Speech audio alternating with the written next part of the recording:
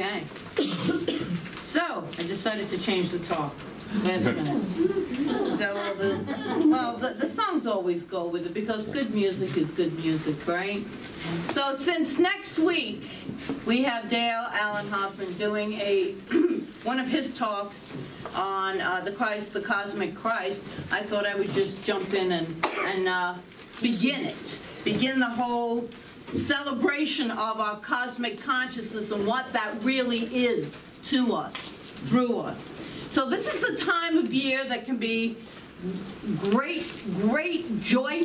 It could be great love, great happiness, or it can be a time of despair, unhappiness, and depression. So we take that all in, but when we learn about our cosmic Christ self, that's the part that keeps us centered.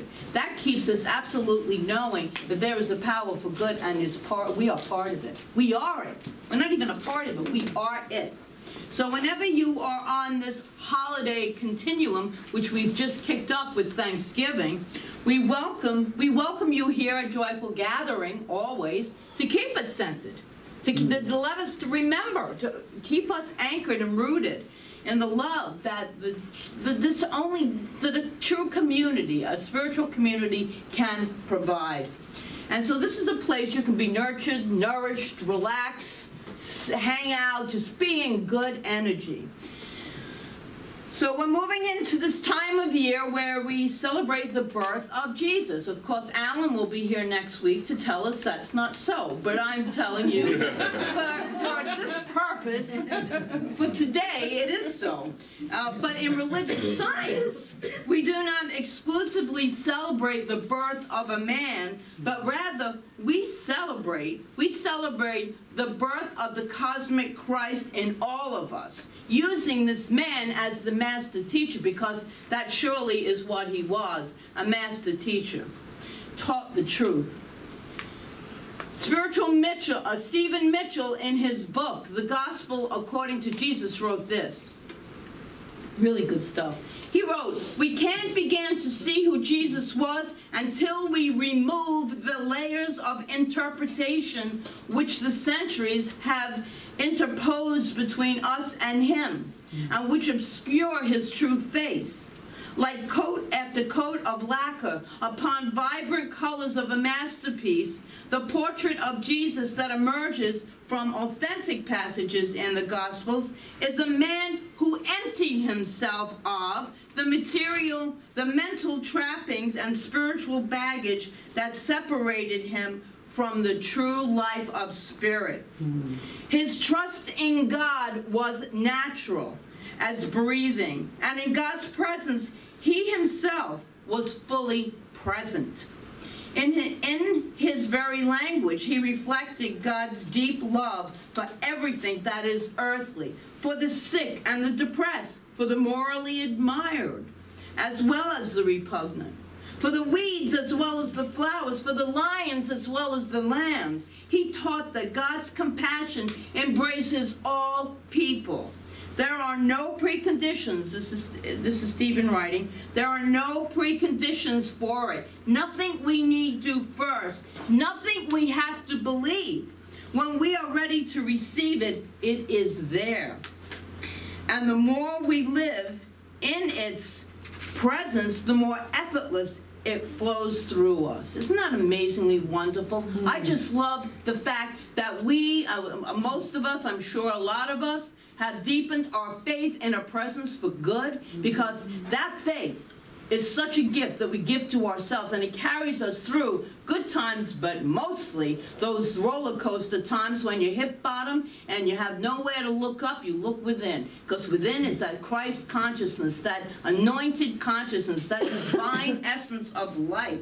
So we are going to deepen into some of the meaning in the whole month of December. We're really going to get into this cosmic Christ whole way of living as we celebrate what it means, what it really means to live from a place of cosmic or Christ consciousness, our consciousness. And today we are putting on the Christ. That's really the name of the talk. We're putting on the Christ. But before we do that, I want to share with you this story, because I thought this story kind of goes with the talk. It's probably not true, but it's a great parable. So who cares if it's true or not, right? Most stories in life are made up anyway. So I believe nearly everything. So I'm the golden one. So here's the story. Think of it as a parable. It is told that a seminary professor was vacationing with his wife in Gatlinburg, Tennessee. One morning they were eating breakfast at a little restaurant, hoping to enjoy a quiet family meal.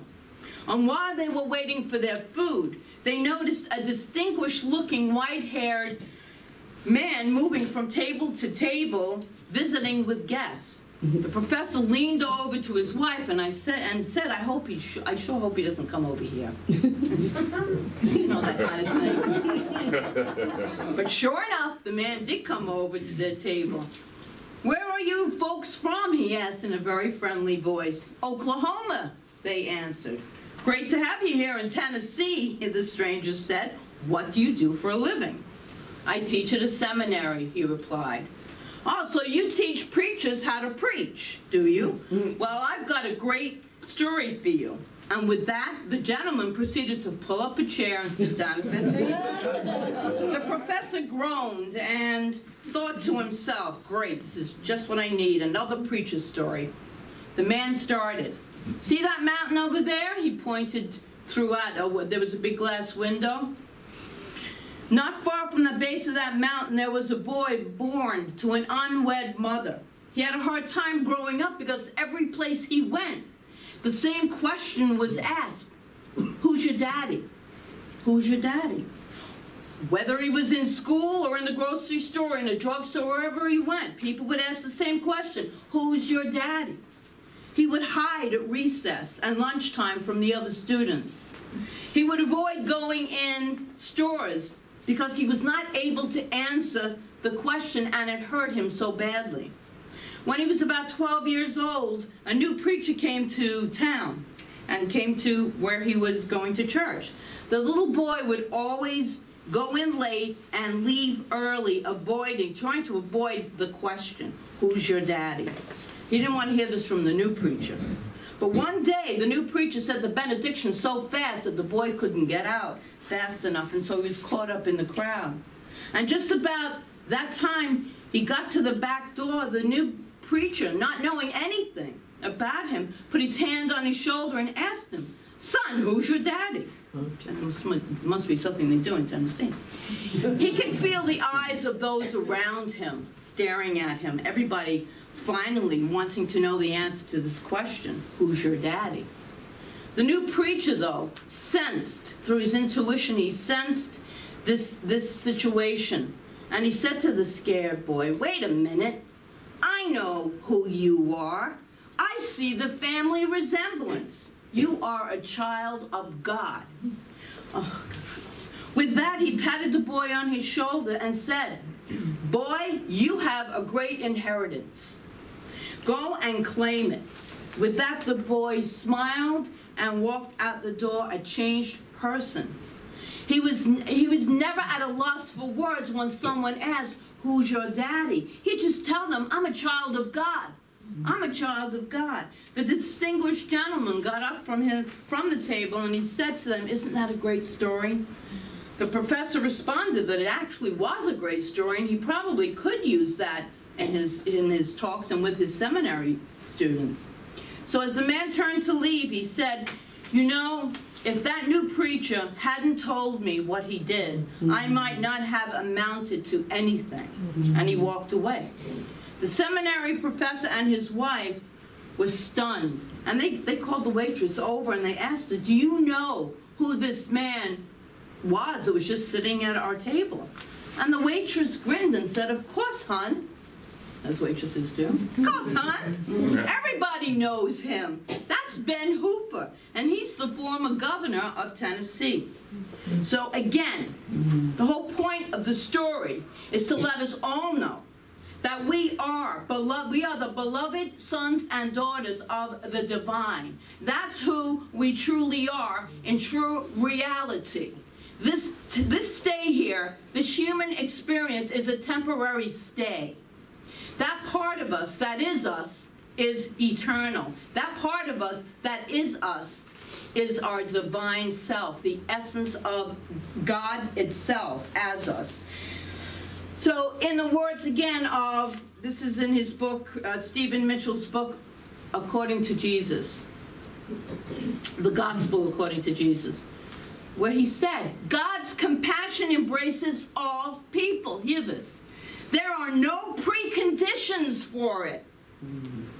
None. Nothing we need to first. Nothing we need to believe. When we are ready to receive it, it is there. And the more we live in its presence, the more effortlessly it flows through us. We don't have to do anything. We don't have to be anything. It's just a natural occurrence. It is the truth of who we are. We are here to receive that divine compassion and love. There are no preconditions to receive it. Isn't that wonderful news? Mm-hmm. It's a whole big difference from a lot of the ways maybe we've been brought up, where you had to really, you were brought up a sinner, you were born a sinner. And so, you know, you're always trying to get out of that proving to God. Love me, God. But this whole twist on it is what Jesus was talking about when he said the Father and I are one. He was talking about that divine loving essence that is the truth of each and every one of us. And when we're ready to receive it, there it is.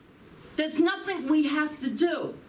This is really an important thing for us to remember. When you're ready to receive it, it is there waiting for you.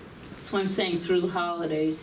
Doesn't make any difference if people are there or not, if people get on your very last nerve or not. Take that breath and go within. Go within, because it's there. And I think most of you might be familiar with the James Dillard Freeman poem, I Am There, which I'm going to close this talk with later on. I've read it a number of times, but I think it's just so powerful. I just want to read it again. And so this morning, ask yourself, am I ready to receive the omnipresent divine love? Am I really open and receptive and willing to receive it? Because let us remember that we are children of the divine. We really are. We are sons and daughters of the beloved. And as such, then we're heir. We're heir to our birthright of good, of love. Unconditional love. And the more we are willing not only to receive it, but to live in its presence, to actually live it, to put on the Christ, if you will, because we know the word Christ means anointed one, to put on our anointed, we are each anointed sons and daughters, the more effortless it flows through us. We remember it easier.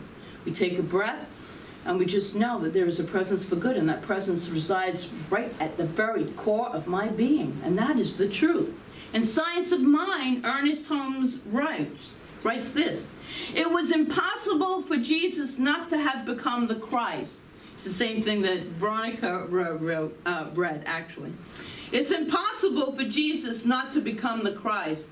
As the human gave way to the divine, as the man gave way to God, as the flesh gave way to spirit, as the will of division gave way to the will of unity, Jesus the man became a living embodiment of the Christ, of the anointed one. And on that same page, Holmes wrote, as the human gives way to the divine in all people, they become the Christ.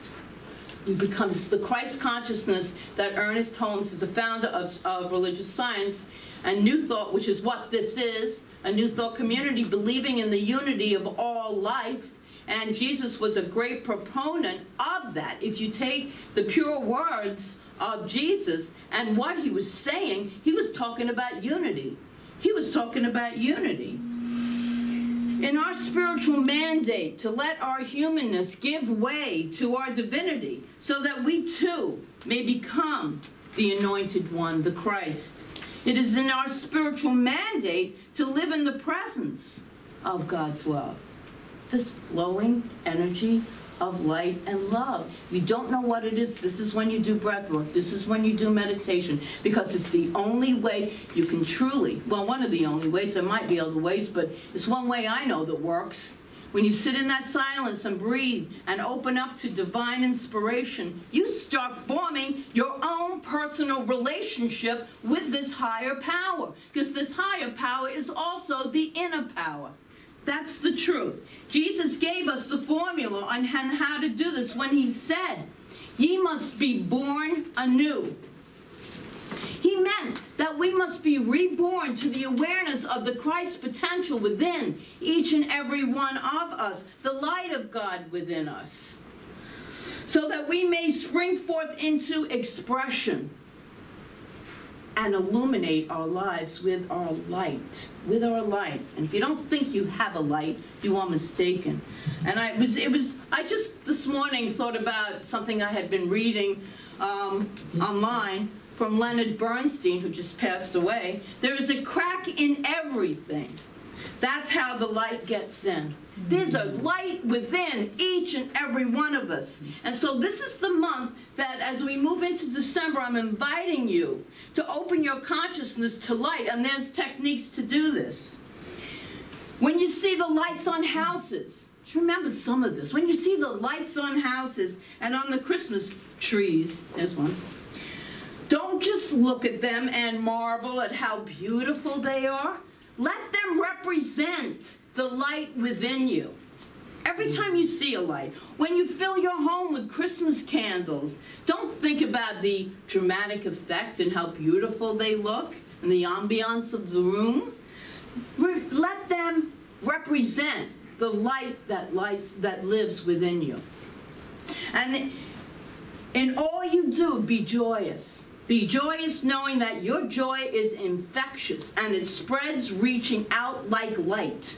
You ever notice that when you walk into a room and you're uplifted, and the room could be all doom and gloom, but you're going to shift energies.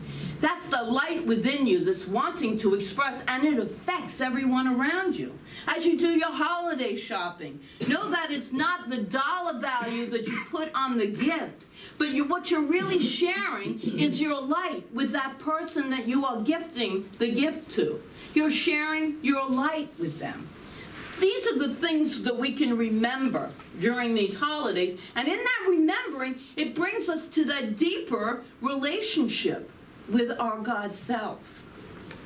And I particularly love this idea. When you go to holiday parties or joyous gatherings, family gatherings anyway, you enjoy the wonderful food, but use your holiday feast to symbolize the feast of pure substance, which is spirit. Pure substance, spirit is God. We have many names for God. Call him higher power, love, intelligence, infinite possibilities, whatever you want to call this higher power, this divine energy, this God self. But use it as a feast. This substance of life is a feast for you. To paraphrase the meaning of a meal in the metaphysical Bible, and this is according to Charles Fillmore, where he wrote this about the feast of substance. The feast of the pure substance of spirit is ever accessible to the individual. Before one can partake fully of the substance of spirit, there must be a willingness to turn the attention to the ideas of spirit, to the exclusion of outer attractions. Having turned our attention to the invisible substance, we move upon it with our thoughts and words of truth, in faith, believing that our words are instantly fulfilled. So use the trappings of this holiday season. Use the lights to remind you of the light that you truly are. And if you don't believe you are, you've made a mistake. You've covered it up. It's still there. It's still there. You are a light. You absolutely are a light. And nothing speaks more beautifully to putting on the Christ consciousness than does the James Dillard Freeman poem, I Am There, which I want to close with. I'm going to use it this morning as like a closing prayer. So just listen to this. I thought this. It's kind of longish, but it's great. Do you need me? I am there. You cannot see me, yet I am the light you see by. You cannot hear me, yet I speak through your voice. You cannot feel me, yet I am the power at work in your hands. I am at work, though you do not understand my ways. I am at work, though you do not understand my works. I am not strange visions. I am not mysteries. Only in absolute stillness, beyond self, can you know me. As I am, and then, but as a feeling and a faith. Yet I am here. Yet I hear. Yet I answer. When you need me, I am there. Even if you deny me, I am there. Even when you feel most alone, I am there. Even in your fears, I am there. Even in your pain, I am there. I am where you pray and when you don't pray. I am in you and you are in me. Only in your mind can you feel separate from me. For only in your mind are the midst of yours and mine. Yet only with your mind can you know me and experience me. Empty your hearts of empty fears. When you get yourself out of the way, I am there. You can of yourself do nothing, but I can do all. And I am in all. Though you may not see the good is there, for I am there. I am there because I have to be, because I am. Only in me does the world have meaning. Only out of me does the world take form. Only because of me does the world go forward. I am the law on which the movement of the stars and the growth of living cells are founded. I am the love that is the law's fulfilling. I am assurance. I am peace. I am oneness. I am the law that you can live by. I am the love that you can cling to. I am your assurance. I am peace. I am one with you. I am. Though you fail to find me, I do not fail you. Though you fail through your faith in me, though your faith in me is unsure, my faith in you never wavers, because I know you, because I love you. Beloved, I am there. I love that poem. Mm-hmm. To know, to really deepen into our understanding and know that there is a power of love and goodness itself. No matter what the circumstances you might be living in, no matter what is taking place on this planet, there is a power for good. And that is what our faith connects us to. Through our faith, we can believe this. We can claim this. We can live this. As Steve told us, his story of living it, even in the bleakest of conditions, he lived it and he manifested. And so we too manifest a life of peace, a life of joy, a life that is really worth living. So let's really kick off these holidays. We just gave thanks. Give thanks for moving forward, moving ahead into your Christ consciousness. So it is.